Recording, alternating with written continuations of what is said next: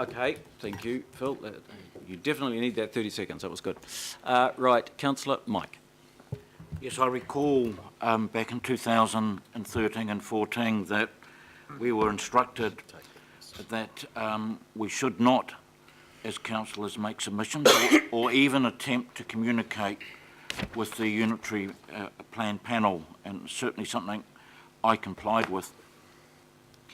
But are we now saying that if a member makes a submission, it's okay for that member to sit in judgment as well? Because I would have thought that is a fundamental principle in such quasi-judicial proceedings, that you do not make submissions and then turn around and act as a judge.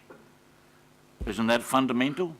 Okay, and if you... Or am I missing something? Yeah, no, that's the nuts, that's the essence of that. But as we know, the issue of conflict is one that's been subject to a lot of debate and discussion, and there's a lot of legal commentary, Councillor Mike. And so between now and the 10th, everyone, even if they think they're not conflicted, should actually take the benefit of the legal advice that is on offer. And so, yeah, that's the essence of it. Phil, how would you like to respond? Is there anything you'd like to totally agree with Councillor Mike there, or what? I need to defer to my colleague Catherine on detail here, but my clear understanding is that the advice is that we're talking about a broad set of decisions, and conflicts that relate to part of this may not preclude participation in relation to other matters, the wider matters. Right. Now, so I think we need to just be careful. Councillor Mike, just okay, but just let me remember take that further. Just will preclude the person from judging or voting on matters that that person has submitted on. Is that right? The point made about the fundamental obligation of if a person has made a submission in a personal capacity, not sitting as judge in judgment of that fact, is completely as Councillor Lee has articulated it. And that principle is very strongly expressed in the Code of Conduct provisions, which we discussed at ADC last week, in relation to where a member has made a personal submission in a consultation process, which is this matter, that they will not participate in decisions on which that relating to the matters that they have submitted.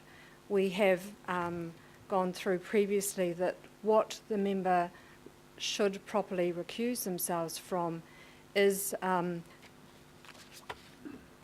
relevant to which of the recommendations you'll be considering at the time, and a proportionate response is required. So to the extent that people are taking a cautious approach, if in doubt, get out, as the Mayor has said, the question is, advice is available around what is the confines of that a member would be required to stand aside from. So it's a very special case under our Code of Conduct where a member has made a personal submission.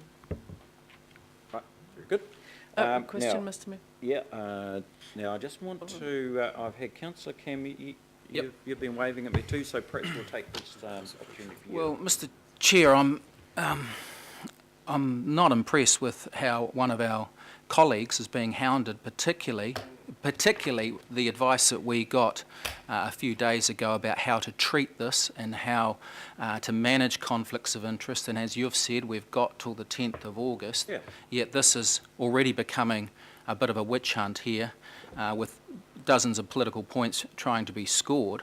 I just want to seek assurance, if we're going to play a level playing field, Mr Chair, that legal advice will also be given, pro-offered, to the 6 IMSB members that are senior office holders of trusts and iwi authorities that have submitted on the unitary plan, and that they will also get a lot of legal advice in and around the hundreds not just on mana whenua, CIAs or anything like that, the hundreds of different points of submission that the IMSB have made, which I believe render them completely out of the process. And my question is, have they been given this advice?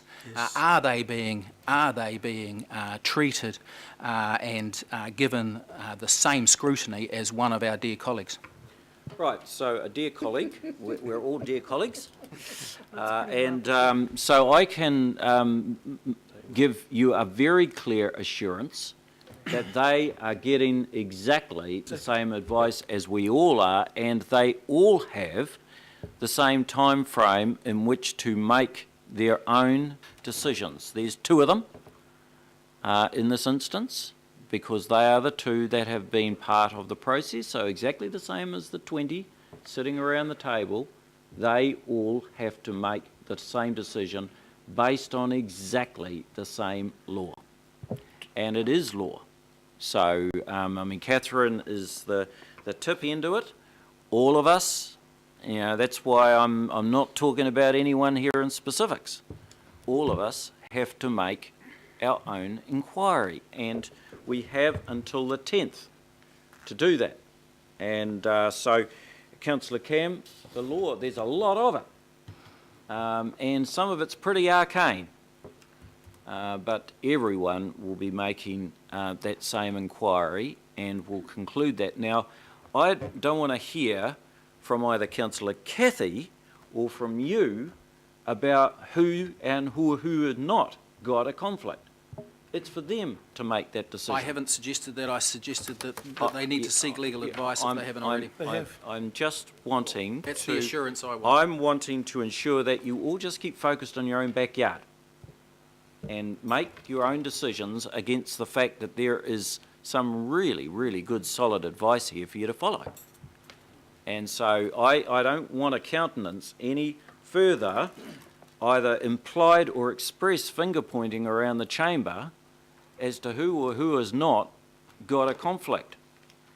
You know, I'm going to be a broken record. This is an individual's right. You cannot force someone to admit they've got a conflict. You know, we've all been in this process, and this just hasn't been the law for the last year. It's been the law for the last 30 years, and some of us have been sitting around our council chambers that long. So, you know, we need to reflect the fact that the decision has to be made by us. Now, I will say to you that as the leader of the chamber, I am watching this with eagle eyes.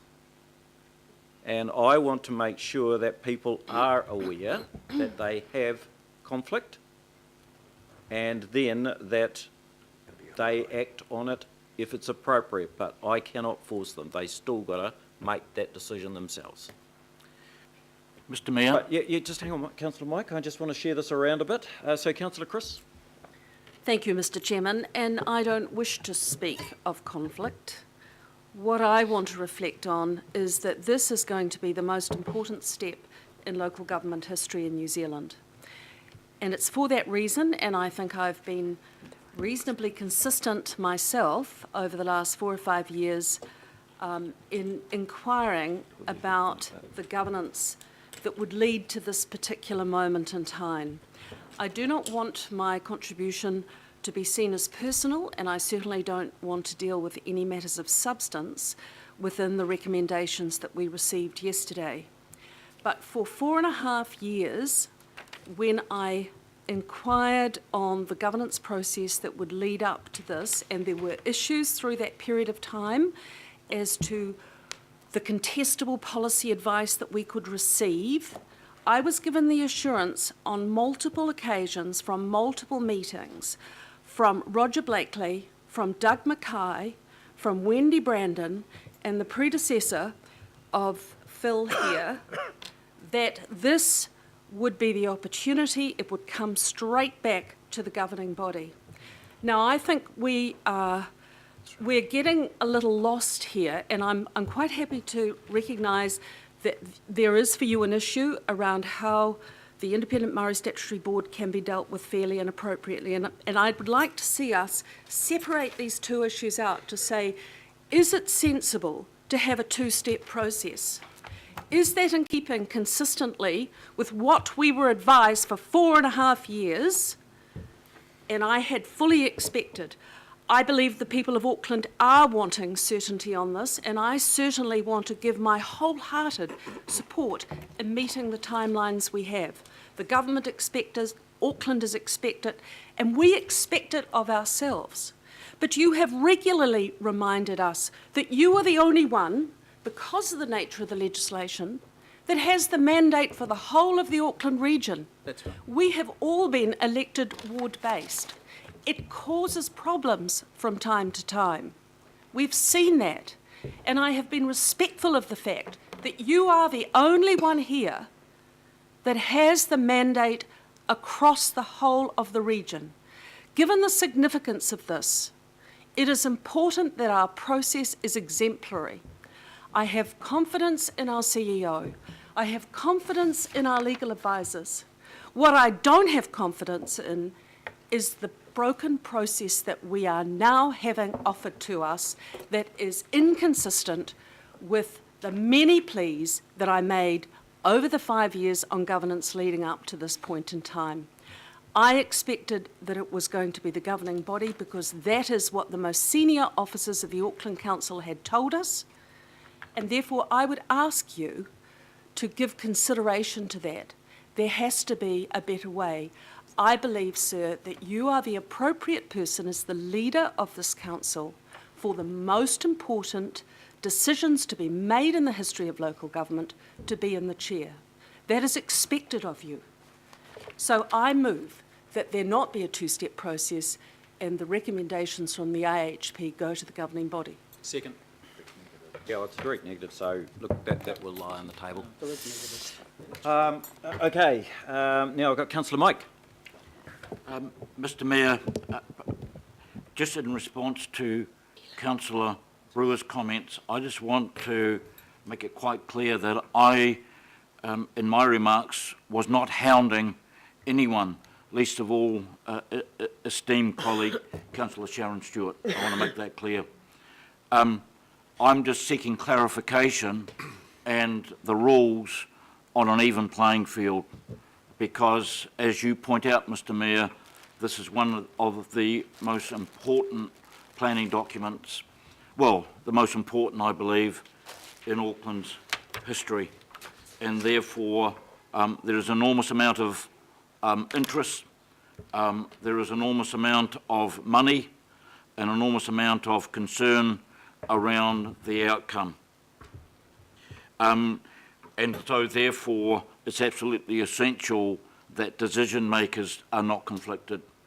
The second point I would make, and it relates to the IMSB, and that is the ruling of the Court of Appeal of New Zealand on the 15th of September 2015, judgment of the court, section 31, which relates to what the Court of Appeal called an unlawful process relating to the appointment of 2 members of the IMSB. I would ask our legal people, because I've never seen any comment despite our involvement in this case, on the implications for people deemed to be appointed in an unlawful manner to be able to vote in this process. It's long overdue. Right, thank you, Councillor Mike. Councillor Ross. Nope, right. Councillor Bill. Thank you, Mr Mayor. It's been a long 4.5 years for many of the council, especially the ones who are here the first term. And what we're looking at now is the last 50-metre sprint in what's certainly been a marathon. This plan, as Councillor Lee has just said, is the most important in our lifetime and in this city's history, arguably. And we've had a process of dealing with the unitary plan on its way through. To complete that circle, we need to continue that process. It's not going to slow things down. It's not going to complicate things. It is going to complete things. It gives us an opportunity through the Auckland Development Committee, with the IHP present, Conflicts can be put to one side and people step down. But we need to complete the process through the ADC. The ADC can make recommendations, and then the governing body, us elected councillors, make the final decisions topic by topic. Now, there's nothing wrong or to be scared of in that process. It gives greater ability for people to speak, as the Mayor has said. It gives greater ability for debate. It gives greater thoroughness. And a plan as important as this needs thoroughness. So, councillors, I'd urge you to complete the circle, to continue the process to its logical conclusion by August 19, and to give it every opportunity of delivering the best possible outcome for this city.